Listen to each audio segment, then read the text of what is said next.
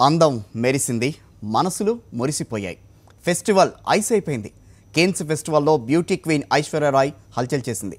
వయసు పెరుగుతున్న వన్య తగ్గని అందంతో వీక్షకులను కట్టిపడేసింది. ఒక్క మాటలో చెప్పాలంటే కేన్స్ ఫెస్టివల్కే ఐశ్వర్య సరికొత్త అందాన్ని తీసుకొచ్చింది.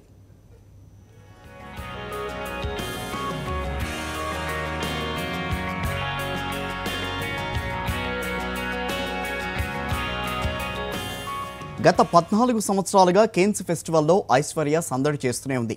ప్రతిసారి తనదైన స్టైల్తో డిజైనర్ డ్రెస్సుల్లో తన వంపులతో ఉక్కిరిబిక్కిరి చేసింది. మరి ఈసారి ఏం చేస్తుంది, ఎలాంటి డ్రెస్లో వస్తుంది అంటూ ఆసక్తిగా ఎదురు చూస్తున్న వారికి ఐశ్వర్య తన అందంతో మతి పోగొట్టింది.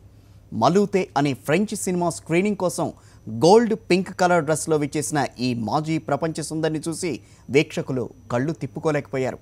ప్రతిసారి వరల్డ్ ఫేమస్ డిజైనర్లైన రాబర్ట్ కవేలీ, ఎలీసాబ్, అర్మానీ తదితర డిజైనర్ల డ్రెస్సులని వేసుకున్న ఈ 42 ఏళ్ల సెక్స్ని ఈసారి మాత్రం అలీ యునిస్ అనే కువైటీ డిజైనర్ తయారు చేసిన అవుట్ఫిట్ వేసుకుని ఫిట్గా కనిపించింది.